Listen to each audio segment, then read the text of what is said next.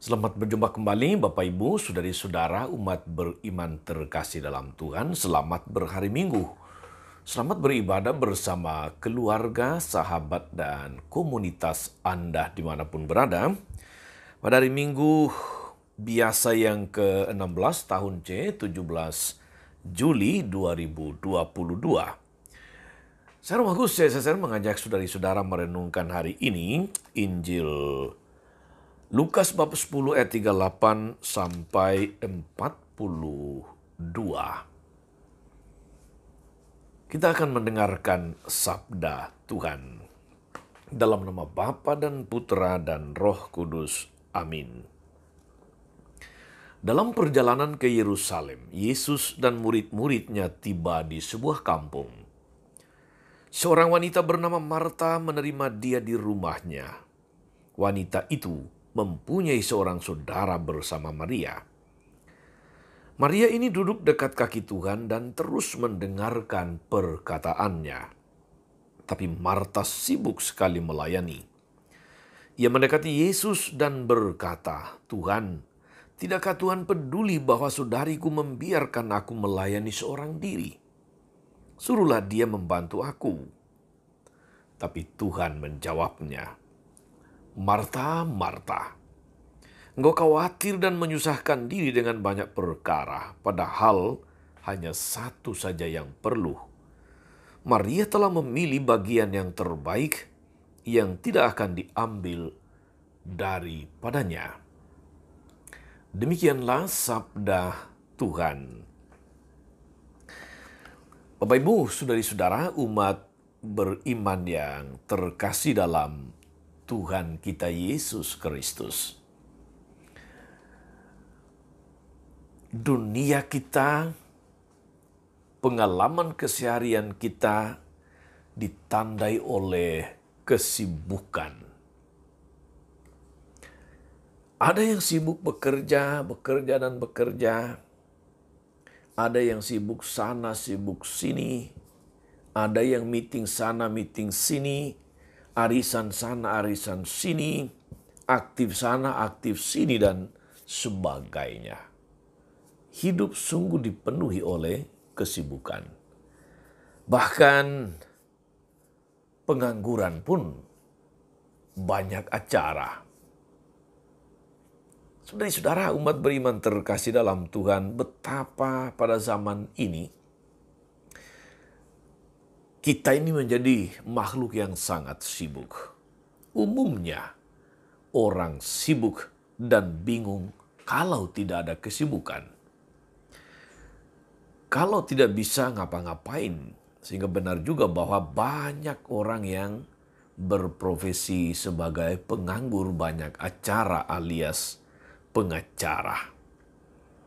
Dalam situasi sibuk semacam ini, jangan heran saudari-saudara bahwa kemudian banyak orang yang lalu menderita penyakit S3. Stres, stroke, lalu stop. Ada satu cerita rohani yang inspiratif menurut saya yang punya makna pesan yang bagus untuk kita. Jadi suatu ketika Tuhan mengutus malaikat kepada seorang pertapa suci dengan sebuah pesan. Mintalah umur yang panjang kepada Allah, dan hal itu akan diberikan kepadamu. Mau 100 tahun, 500 tahun, 1000 tahun pun, silahkan pilih. Allah pasti akan berikan.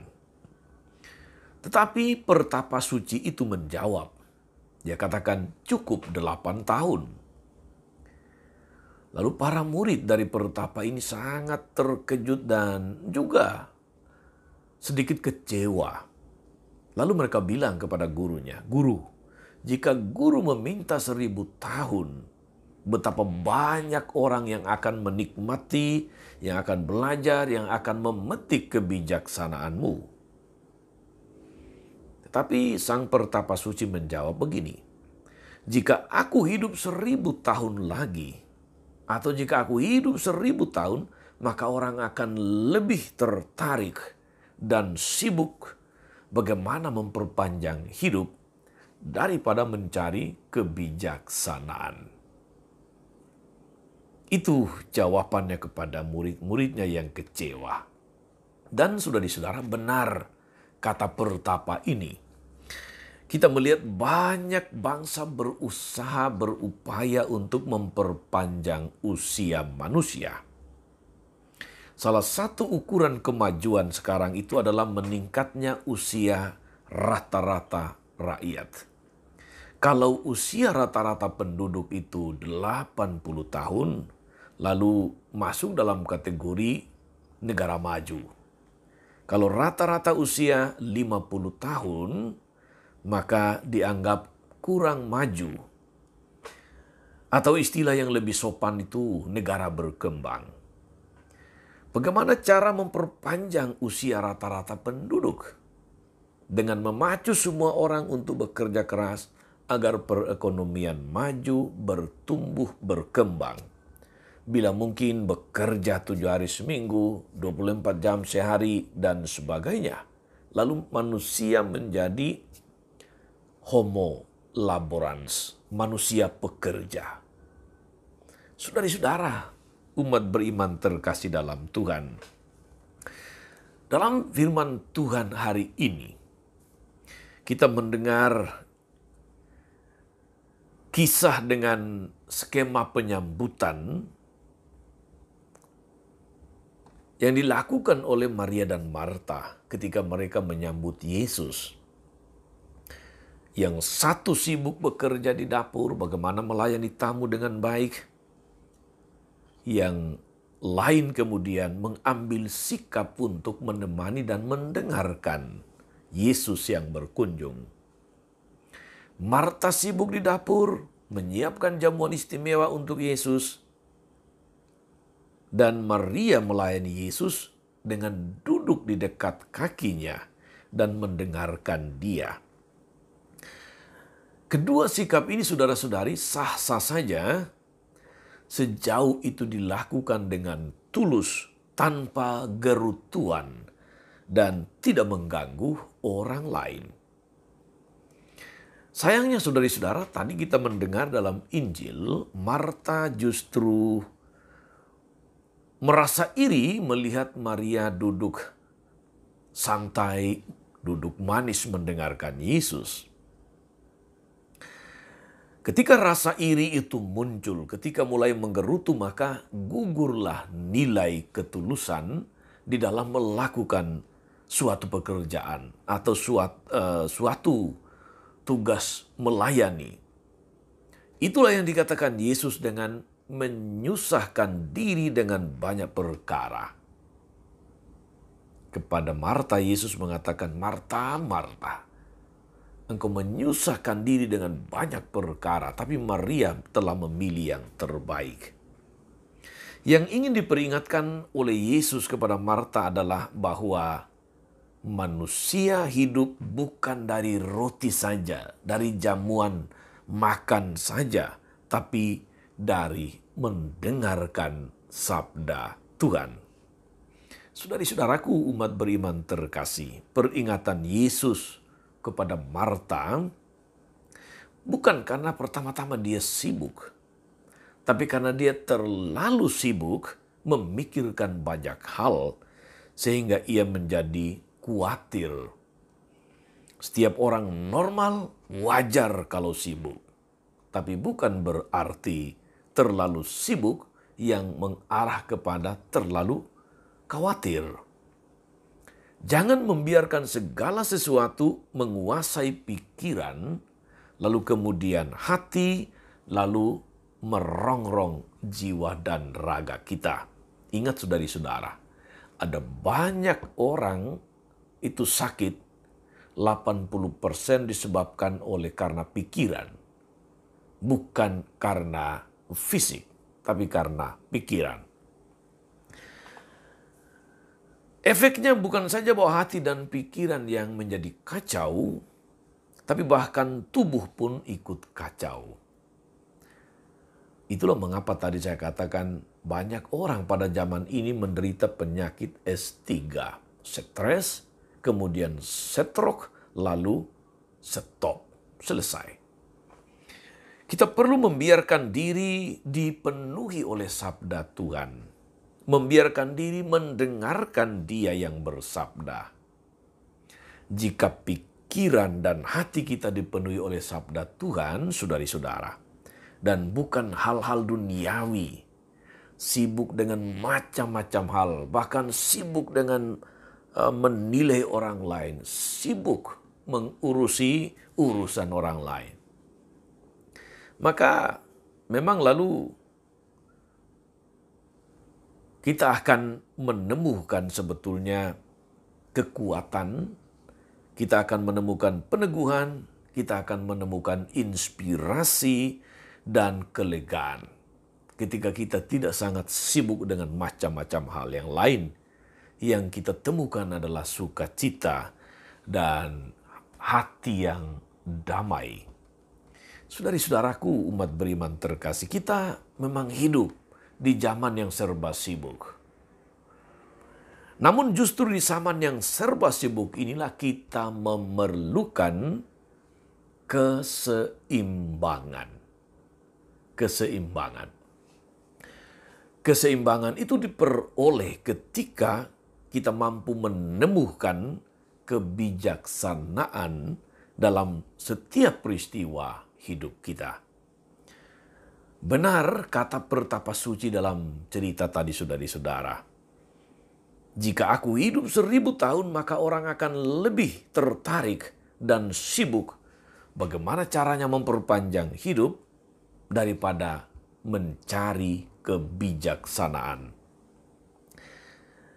Maria menemukan kebijaksanaan bahwa menerima tamu agung, mendengarkannya adalah sesuatu yang sangat berharga. Itu adalah momen berrahmat atau istilahnya kairos, waktu berrahmat yang tidak boleh lewat. Bukan pada kesibukan-kesibukan seperti biasanya. Sayangnya saudari-saudara bahwa dalam situasi-situasi yang khusus, ketika kita seharusnya duduk dekat kaki Yesus, mendengarkan Dia, kita malah sibuk dengan banyak hal lain. Lihatlah saudari-saudara, misalnya ketika di gereja, ketika yang lain sedang serius, fokus, mengikuti perayaan, apakah itu ibadah sabda atau perayaan Ekaristi, apalagi banyak orang yang kemudian malah sibuk akan sesuatu yang lain. Setiap kali kita menghadiri misa, kita datang untuk mendengarkan Yesus yang bersabda. Yesus yang mempersembahkan diri untuk kita, bukan kemudian kita mesti sibuk dengan hal-hal yang lain. Itulah kenyataan seringkali saudara-saudari berkata lain. Ketika yang lain sibuk mendengarkan, ada yang lain sibuk dengan pikiran-pikiran yang lain. Sehingga meskipun tubuhnya ada di rumah ibadah, pikirannya ada di tempat lain. Ketika tubuhnya ada di rumah ibadah, tetapi perhatiannya bukan mendengarkan sabda. Meskipun tubuhnya ada di rumah ibadah, kesibukannya adalah main HP. Ngobrol sana sini. Saudari-saudara, umat beriman terkasih dalam Tuhan, kita perlu bijaksana. Dan untuk bijaksana memang kita butuh belajar menciptakan keseimbangan. Sepanjang hari, di dalam sepanjang minggu, satu pekan, kita dipenuhi oleh kesibukan harian, kesibukan rutin, bekerja, berusaha dan sebagainya, berkarya, melayani. Maka mari kita usahakan untuk menciptakan keseimbangan antara bekerja dan berdoa mendengarkan Tuhan. Ora et labora.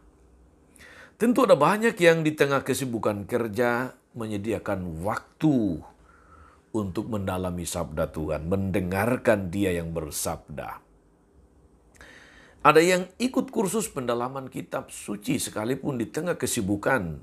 Ada yang ikut kursus evangelisasi pribadi di dalam segala kesibukan. Ada yang masih berusaha untuk ikut KKS meskipun sudah lelah oleh karena kesibukan seharian. Masih ada yang aktif ikut meditasi, persekutuan doa. Semua itu adalah sarana untuk semakin mendalami sabda Tuhan. Semakin dekat dengan Tuhan. Dan dengan demikian, lalu ada keseimbangan antara kesibukan manusiawi dan waktu untuk mendengarkan Tuhan. Itulah sabda Tuhan, sumber kebijaksanaan kita, saudara-saudari. Semakin hati kita terbuka akan sabda Allah seperti Maria, kita akan dijauhkan dari semacam-macam kegelisahan, macam-macam kegundahan, galau, dan kekhawatiran tentang yang tidak perlu menurut Tuhan. Maka kita perlu memastikan saudara-saudari bahwa dengan menjaga keseimbangan antara kesibukan duniawi dan waktu untuk mendengarkan Tuhan yang bersabda, sehingga kita mampu memilih yang terbaik dalam setiap peristiwa hidup kita. Kita mampu memilih sesuatu yang berharga, yang bermakna, yang tidak akan diambil dari kita. Mari kita belajar seperti Maria, saudari-saudara, untuk bijaksana, untuk mampu memilih yang terbaik, untuk mampu memilih yang berharga, yang bermakna daripada segala macam kesibukan, apalagi sekedar sibuk. Tuhan Yesus memberkati. Maria, Bunda selalu menolong, setia mendoakan kita semua. Amin. Tuhan Yesus Kristus, kami bersyukur atas sabda-Mu yang meneguhkan kami agar kami mampu menjaga atau menciptakan keseimbangan di dalam hidup ini, antara rohani dan jasmani, antara kesibukan duniawi dengan waktu untuk mendengarkan Tuhan. Kuatkan kami agar dalam seluruh kesibukan bekerja, berkarya, beraktivitas apapun itu, kami senantiasa disadarkan, diingatkan untuk menjaga keseimbangan yang memampukan kami untuk memilih yang terbaik dalam setiap peristiwa, dalam setiap keputusan, dalam setiap pengalaman hidup kami. Tuhan, kami percayakan seluruh hidup dan karya kami kepadamu. Biarlah seluruh hidup dan karya kami senantiasa memuliakan nama-Mu yang kudus dengan pengantaraan Yesus Kristus Tuhan dan Juru Selamat kami. Amin. Saudari-saudara sekalian, berkat Allah turun atas saudari-saudara, atas mereka yang kita doakan atau kita janjikan doa, mereka yang sakit dan menderita. Segala rencana, karya, dan pelayanan hari ini, Bapa dan Putra dan Roh Kudus. Amin. Tetap sehat, tetap semangat. Jangan lupa like, subscribe, nyalakan lonceng notifikasinya. Salam 52, Tuhan memberkati.